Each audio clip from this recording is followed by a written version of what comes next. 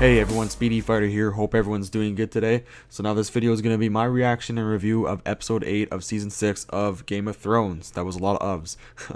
So if you haven't seen this episode or you're not caught up in the show, real quick, spoiler alert like I always do. I'm going to throw up the spoiler alert sign. I'm giving you that moment. Highly recommend if you haven't caught up, go catch up and then come back and watch the video and see what I thought. So real quick, the last time I'm going to say this, spoiler alert, if you aren't caught up, turn this video off. I don't want to spoil anything for anybody. Alright, so let's get right into the episode. So the episode starts off with Arya, and I kind of expected that. One, the episode's name is No One, so that completely relates to Arya's storyline. And two, Arya's storyline in general from episode 7 kind of ended with like a cliffhanger. So, I wanted to know what's going to happen to Arya, and so we kind of find that out pretty quick. So what happens is Arya essentially gets help from that lady, that the theater lady. So essentially Lady Crane. She helps her. She finds her and patches her up, and they kind of have like this friendly banter. And it was just nice to see that Arya's safe, at least for now, and she didn't die of the stab wounds. We also now know that the stab wounds were real. They're not pig's blood. As far as you know from the start of the episode, at least, it doesn't seem like it's Jack and Agar. It actually seems like it is Arya. Some people think it was Jack and Agar, or she paid someone else to pretend like it was her, because it just didn't seem like it was Arya. And that is interesting that it was Arya, because I do agree with the behavior. It just seemed a little off to me, but it is Arya's. And like with Arya's storyline, we don't really get into it again till the very end, which surprised me, but it kind of ends with Arya's storyline, which is cool, and I'll get into that a little later. But basically, the second scene is essentially the Hound, and the Hound just goes all Jason Voorhees, and he just starts fucking killing everyone he sees, all the brotherhood without banners that he sees, and it was just awesome scene. I'm so happy the Hound's back. I'm honestly so happy he's back, and I'm glad he's back to his old ways of just murdering people. But this time, you can definitely see, like, he's always had a conscience. He's not his brother Clegane Gregan. He's not that. He's he's always had a conscience, but it seems even like his conscience has taken over even more so, and I actually do like that aspect of it. So it's a kind of a quick scene, but it was just really satisfying. Then we go into Tyrion and Varys is going off to Westeros, and so it was kind of like a almost sad, like a touching, I guess you could say, goodbye scene. Hopefully they'll meet again, because I find they're such a good duo together. You can tell that they both actually really care about each other, and they work so well together. But yeah, so Varys is gone, at least for now, and hopefully he will be back soon with Tyrion. And then we move into Cersei and Sir Robert Strong. So this was a great scene. I think anyone who watched the preview was kind of waiting for this scene. And so essentially, some of the faith militants come to Cersei's, where she's being kept, and they essentially tell her, you have to come see the High Sparrow, whatnot. He commands you, and then she's like, well, I don't care. And they're like, well, if you don't come, then you're going to be choosing violence. And then she's like, says that line in the preview, I choose violence. And essentially, one of them attacks Robert Strong. His armor is so thick that like the weapon they used it barely left a scratch. And then Robert Strong just destroys the guy. He literally rips his fucking head right off. I thought that was awesome. A really cool scene. It's good to see Sir Robert Strong just kicking ass, because that's kind of what he only is there for now, really. I mean, I guess that's always why the Mountain's been in the show, because in reality he barely says anything, to be honest. Even when he was alive, technically he didn't say anything. So then after we get into the scene that I was also very excited about, and that was Brienne and Podrick actually meeting Jaime and Bronn. And so there's right away you see this really cool scene with Bronn and Podrick, and I just love that scene. And it was, again, Bronn steals the show every time he's on screen, man. And so he basically goes to Podrick. He's like, and so Jaime and Brienne are talking in the tent. So he goes to Podrick, and he's just like, do you think they're fucking in there? And it's just like, Podrick's like, no. And that scene was hilarious. I love that. I love the little banter. It was cute. You know what I mean? Like, it was just nice to see. It's a happy moment that you don't see often in Game of Thrones. Then we get into Jaime and Brienne talking in the tent, and Brienne's basically telling him, like, listen, let me talk to the Blackfish. The Blackfish, let him know about the whole situation in the north with Sansa, and maybe I can convince him to surrender the castle, and then if you promise to let his men go north safely to join the fight, you know, I'll do this, and I'll go out there and talk to Blackfish. And so Jamie swears on it. And again, it was just a touching moment between Jamie and Brienne. You can still tell that there's something there between them. I would honestly would love to see like a love, like a romantic spin to that relationship. I would love to see it. I think it's possible. I just don't think it's gonna ever happen. It's definitely better than Jamie with his sister, of course. That's a little more disturbing. I'd say a lot more disturbing, to be honest. But yeah, so that was interesting. Then Brienne goes and talks to Brandon Tully, aka the Blackfish, and he's as stubborn as Jamie was saying.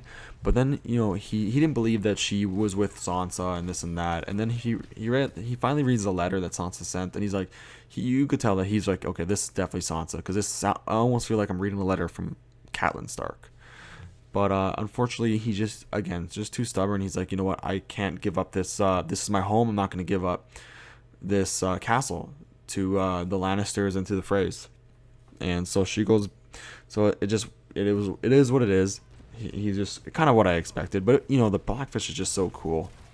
And so yeah, and then after that we go into something that I think everyone's gonna be really sad about, and that's the King Tommen saying that there's gonna be no trial by combat anymore in the city because it's too violent, apparently. Which I just whatever. But so Clegane Bowl doesn't look like it's gonna happen. And in all honesty, after watching episode 7, I didn't expect it to happen anyways. I just don't see how it could happen. I feel like it'd be forced if the Hound all of a sudden just fighting for the faith. It just doesn't make sense for me. If he was fighting for the Brotherhood without banners, that would make more sense, and you'll understand why later. But otherwise, it didn't really make much sense to me. And then we get into kind of a funny little happy scene. And it was with Tyrion and Grey Worm, and like they're just basically trying to crack jokes. And it was like a little happy moment, something that just kind of broke the intensity of every episode nowadays. If like every episode since like I think episode 1 of season 1, really, in all honesty. But it was just a nice little scene. Then we end up going right back to Jamie, and Jamie goes and he talks to Edmure, and it was an interesting conversation. But what ends up happening is he convinces Edmure, because Edmure has a son and a wife, and he convinces Edmure, like, listen, we gotta get this castle, because you know, he basically tells him, the only person I care about in this world is Cersei. That's the only person I care about. That's the only person I love. So I'm gonna do anything for her. So he's just telling him, he's like, listen, if we don't get this castle, I'm just gonna find your son, and I'm gonna have someone catapult him into the castle, killing him, right? So obviously that was what got Edmure to be like, okay, I gotta get this castle. And so what Jamie does is he sends Edmure to the castle, and Edmure is a lord of the castle, right? So they have to listen to him. So once he enters the castle, he's now the lord of the castle again, and he basically tells his men, listen, surrender the castle over to the Lannisters and the Freys. And then he had to give Blackfish as a hostage, which I thought kind of sucked, because I love Blackfish and I didn't want to see anything bad happen to him. But what happens is Blackfish ends up he ends up like escorting Brienne and Podrick out on a boat and trying, you know, basically saving them so that they don't get killed or held captive either, so that they can get back to Sansa. And that was cool. And then you know, Brienne's like trying to convince him, hey, just come with us, fight for us. And he's just like, you know what, he's just stubborn. He's like, I'd rather die fighting for my castle. Clearly he just kind of wanted to die. Jamie was kind of right about that. He wanted to die fighting, and you know, he got his chance, and unfortunately he did end up dying fighting. We didn't see the scene, so you never know, maybe he'll come back. He'll be resurrected, because when you don't see a death in Game of Thrones, you never know if they're actually dead. But as far as we know, Brandon Tully, aka the Blackfish, is officially dead, and that's unfortunate, but it is what it is, right? And then there's actually a touching scene too, and you see Jamie, he's looking over at the river, and he sees Brienne and Podrick on the boat, and they're both looking at each other, and he just waves goodbye to her, and then she waves to him. And I thought that was such a touching moment, because it shows you that Jamie really is a good guy, and he actually does care about more than just Cersei. He clearly cares about Brienne, because if he didn't, he would have just went to the men and been like, listen, you got to get that boat back, and he would have ratted her out, right, that she's escaping. But he didn't do that, right? So that was cool. And then we go into the next scene, and this is the one and only like time that we see Daenerys in this episode. And so essentially the Masters are attacking with their ships, which I actually was hoping that was going to be the Greyjoys, like Theon and Yara, but it wasn't, unfortunately. But they're attacking, everyone's like worried, like, what are we going to do? And then all of a sudden Daenerys comes out of nowhere, and she's back, but that's all we see of it. So I guess, and you see the dragon in the background flying around, which was kind of cool. But I mean, I didn't really expect much of Daenerys in this episode anyway, so I wasn't too upset. But I'm sure we'll see some more of her, maybe next episode, but probably more so in episode 10, I feel. But it was still a really, really cool scene. And then we go back to the Hound, and now the Hound, this is a thing that's going to be pretty sad for a lot of people, but the Hound ends up meeting Beric again, aka the leader of the Brotherhood Without Banners, and he finds out that those guys that killed the village of people and the priests that saved him, they were not sent by the Brotherhood Without Banners to do that, so they just went about it their own way.